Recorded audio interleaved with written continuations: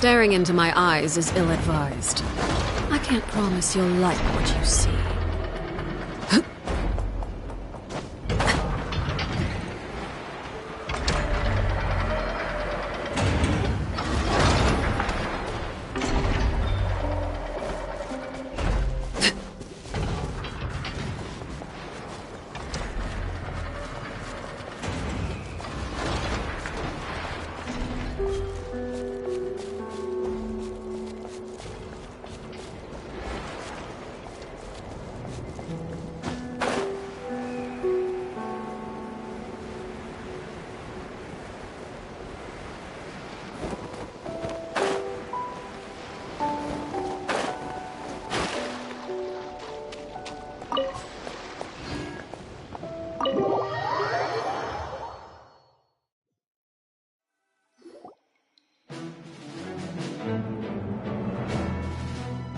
It's a relief to see you all made it back in one piece. Huh? Feels like there's quite a few people missing. Where's Flint's and the others? And what about Nefer? I returned ahead of them. Flint is helping Ino and Anefa to set up the decoys and buy some time. As for Miss Nefer... Boss is still wrapping things up on her end. She sent us back to fill you all in on the top secret intel we've been gathering. I see. Then let's get right into it. But first, who do we have here? You brought someone else in to help? Greetings. I was invited here to help as a longtime Tea Party companion of Columbina's. You may call me Arlecchino. Surely it can't be. Those eyes. Oh, where have I seen them before? Wait, of course. In those memories we just saw. The only Arlecchino I know is the fourth of the Fatui Harbingers. So either you share a pretty uncommon name, or you're more than just a Tea Party buddy. You are well informed, Grandmaster. A man from Mondstadt living all the way out here in Nodcry, and yet the people and affairs of Snezhnaya seem to hold a special place in your heart. Oh, the feeling's mutual. Sounds like you know all about who I am, too. A Fatui Harbinger.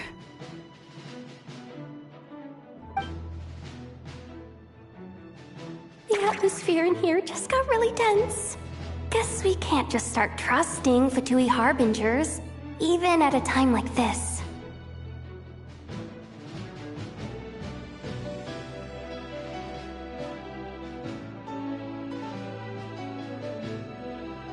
I must admit, though, I'm a little curious.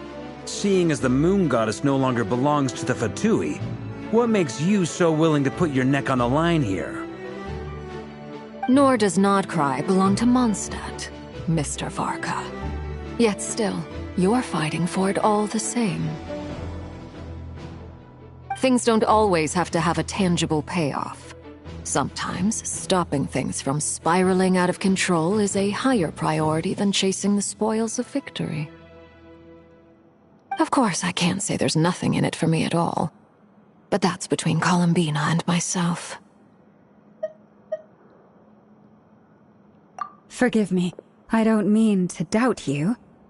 It's just that the Fatui really have been the source of many of our troubles. We have our own way of doing things here in Nodcry. But ever since they arrived, the Fatui have treated us with nothing but hostility.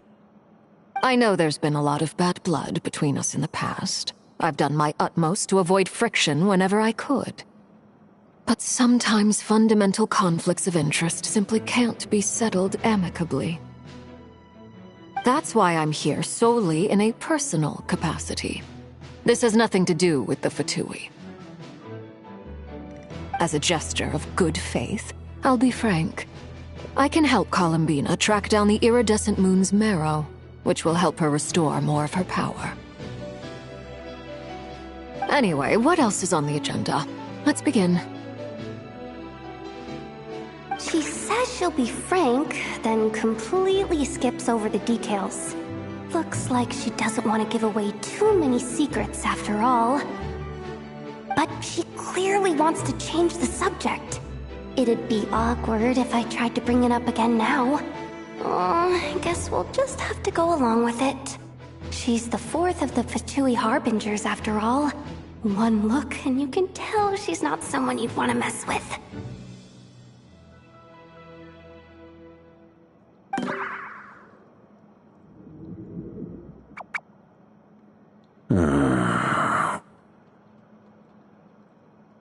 Well, since Miss Arlecchino sounds confident in her ability to handle that, we'll proceed to the next topic. Yehoda, time to share that top-secret intel. Alright, listen up everyone. First, we now know that Rerir was originally a Conrian secret agent whose primary mission was to hunt down and assassinate the so-called Dregs of the Crimson Moon. The Dregs of the Crimson Moon? In the memories, there was a lot of talk about the Crimson Moon and Eclipse, and a whole bunch of other stuff from the time of Conria.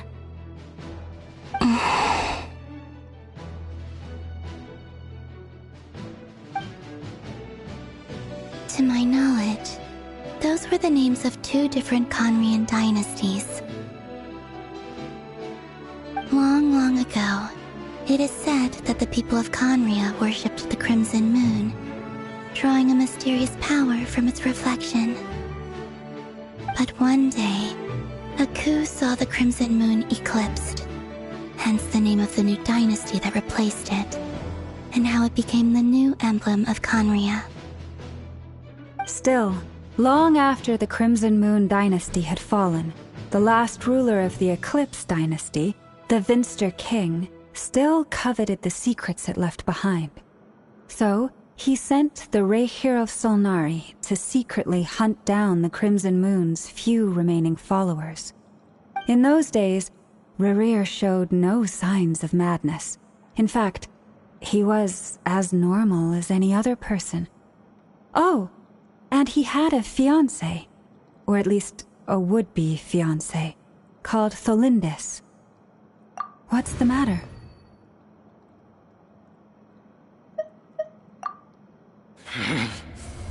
Verfnir, Freindaughter,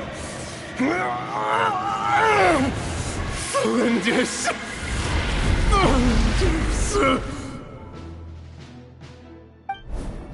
Interesting. Anything else? What about this would-be fiancé of his? Do we know anything about her? Well, she was a researcher at the Universitas Magistrorum, but it felt like she was hiding some kind of secret. Oh, and one more thing. For some reason, Rerir's fragment also contained some of Tholindis' memories, though only a very small portion. Well, no shortage of potential leads, I'll give you that. In any case, it sounds like we can conclude that while Tholindis was still around, Rerir appeared to be lucid and quite normal. Tholindis, it seems, must have been the one thing in this world that he couldn't let go of. Tell me, though, were these pure-blood Conrians we're talking about here? Why do you need to know that? Hold on. If she was a pure-blood Conrian... Oh yeah! Just like how it was with the captain! If we could somehow find her, do you think there's any chance Rerir might regain some of his sanity? It's possible, but it would take a miracle. We can't pin all our hopes on that. That merchant who Nefer knows, Dori Sangama Bay. Maybe we could hire her to look into it. All right, then. Let's keep working in our separate teams.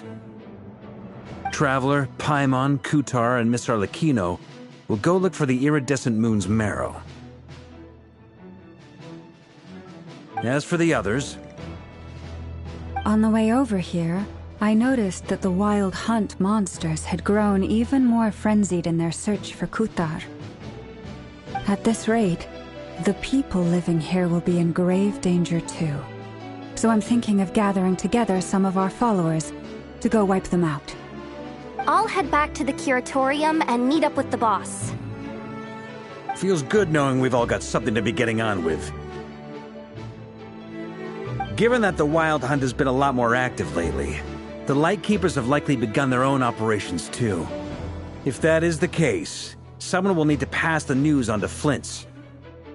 I'll hold the fort for now, then discuss our next move with Flint's, Ino, and Anefa when they get back. All right then. Well, the clock's ticking. If that's everything, we'll be on our way. We'd better get moving too. We'll try to buy you as much time as we can. Relax. Just do your thing.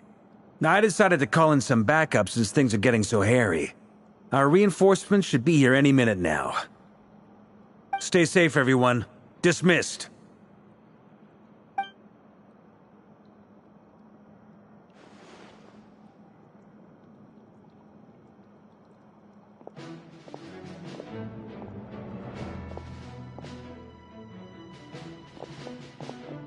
We're back.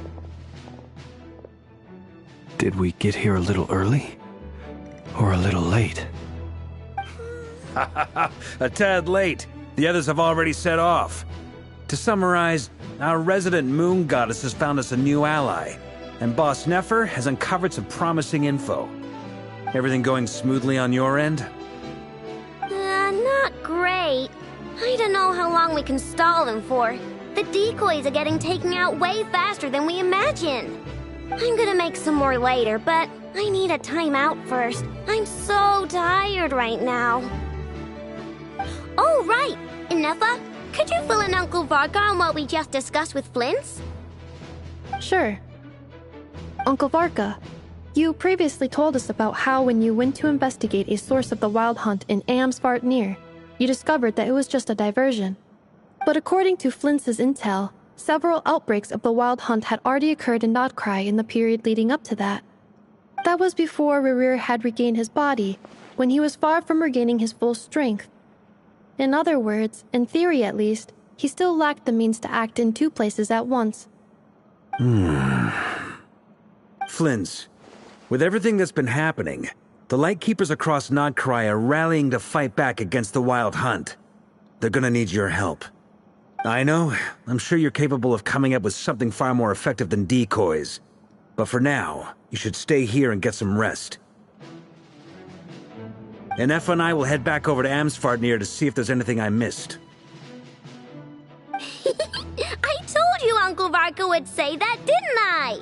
A deal's a deal. Not a word about my snack intake for the next week. Database updated. Reliability of Ino's predictions increased. What does that mean? They were betting on how you'd respond after hearing their intel.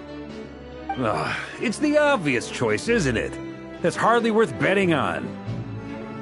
We already decided that Anefa should go investigate the situation over at Amsvartnir on her own. You might as well stay here and keep watch. Someone needs to hang back and oversee our strategy meetings. And besides, you still haven't fully recovered from ambushing Rerir. So I've ended up with the easiest assignment. Well, I appreciate it, everyone. See you when you get back.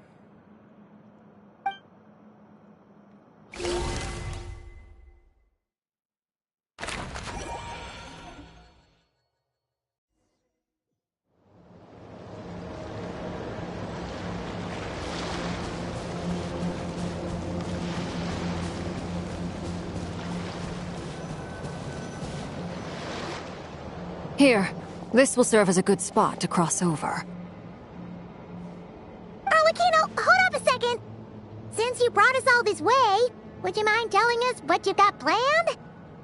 We still haven't got the slightest idea what's going on here. And if even Columbina doesn't know where the iridescent moon's marrow is, how do you? Simple. Because I am an inheritor of the royal bloodline of the Crimson Moon. And one of the last surviving embers of the Two Worlds' flames.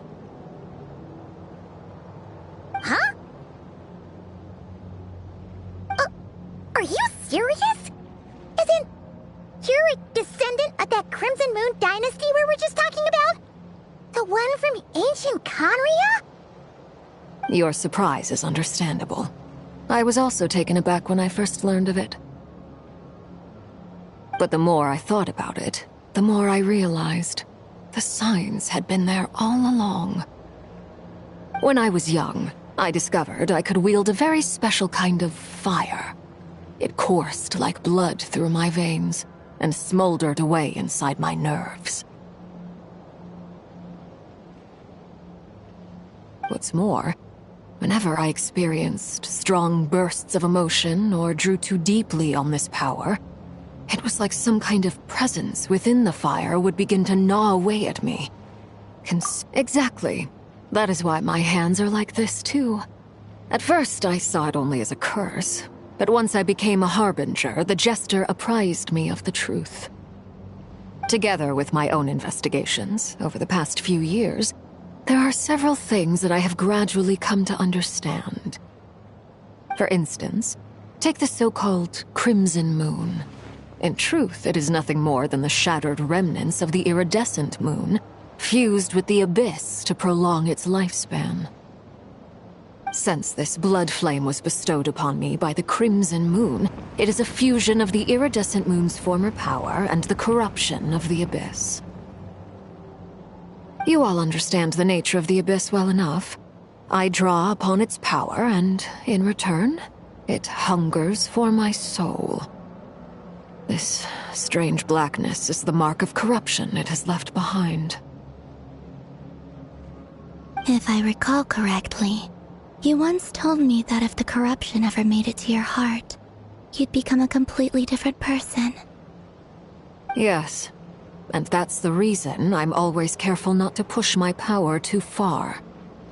It's essentially a never-ending tug of war. Oh, sounds intense.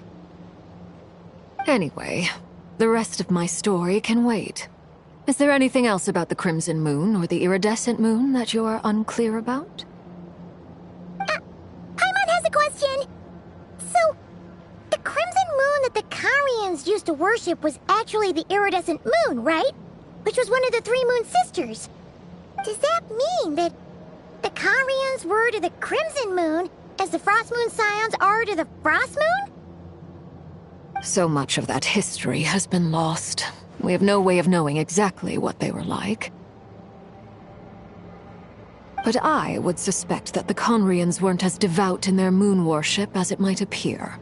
The iridescent moon's remains simply served as their link to the abyss.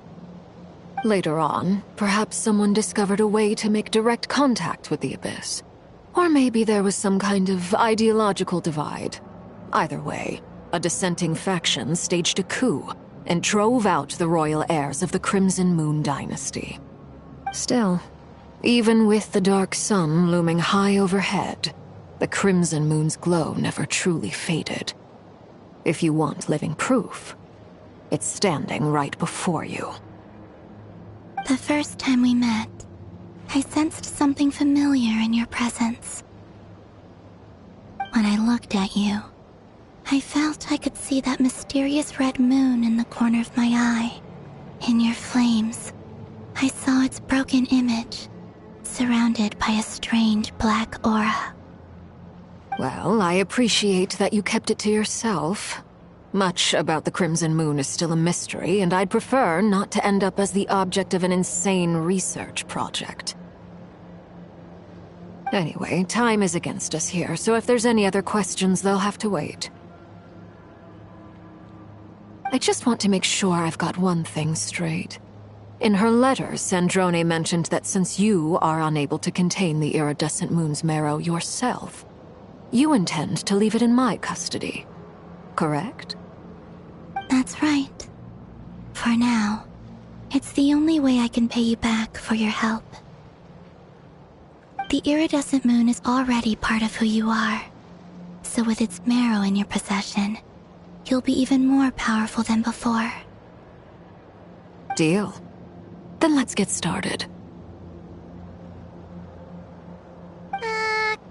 Get what started? What does this place have to do with the Crimson Moon? When I first became a Harbinger, the Jester gave me a book called Paranhari, also known as Leobranto Innamorato. You should be able to buy a copy next time you're in Fontaine. It's a love story set in the Crimson Moon era, but setting aside the tangled romances of its characters, it also records a few interesting details. In the Crimson Moon era, or so the story goes, there was an orphanage that received children from beyond the bounds of this world, and subjected them to a peculiar induction ceremony. Beyond the bounds of this world? For real? And what kind of induction ceremony? The Crimson Moon sages looked beyond this world for beings with powers that surpassed the gods. But fearing they might lose control, they subjected these children to a process of refinement. They made these children crawl up a fireplace and kept asking them, "Have you died? Did you see it?" Until they finally admitted to having died and seen a crimson moon. The adults embraced the children who passed the ritual, telling them, "Within the fireplace, you have traversed the flames between two worlds. Here and now, you are born anew." The book leaves much unsaid, but I suspect that this was their way of branding the children they had enrolled, leaving an indelible mark upon them so that they would forever live in the Crimson Moon's light. That explains why I can't sense the Crimson Moon's marrow in this world. It makes sense that it would be sealed in a special space that can only be accessed temporarily through some kind of ritual. But there's no fireplace here. Do you see a chimney anywhere?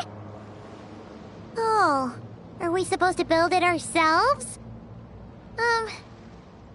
Okay, fine. Paimon will go find some bricks. That won't be necessary. The fireplace is purely symbolic. The key to the ritual is crossing the flames between two worlds. In other words, the flames that burn within me. Those burned away by such flames leave behind a kind of ghostly afterimage in the world. In the days of Conria, people believed they could be used to bridge the gap between the two worlds of life and death. In short, I can open a passage to that space for you. That's the easy part. The catch is I'll need to stay on this side to keep the passage open, so I won't be able to come with you. Once you're inside, you'll have to find your own way. Very well. Then I'll open it up. Traveler, spare me a little more moonlight if you would. I may need it.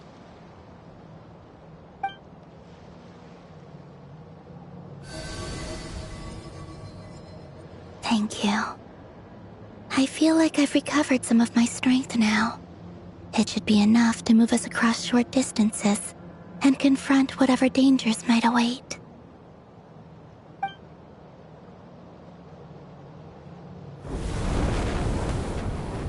Mistress of the seven hues of ages past, great mother of the present, crimson-clad sovereign of the two realms, by fire severed, by fire renewed, I offer myself now and beseech your descent.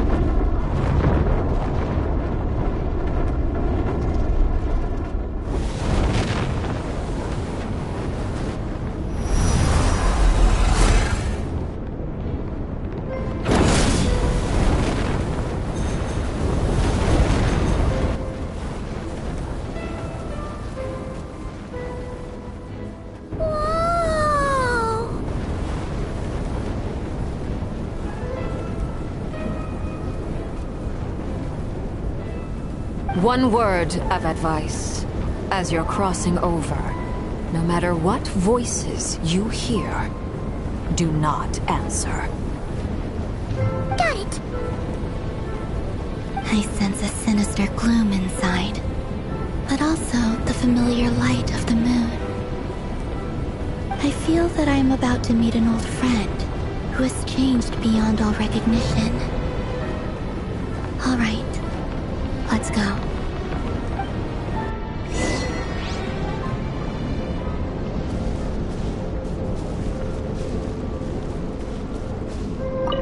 Seismic changes often begin with small windows of opportunity. This could be your window.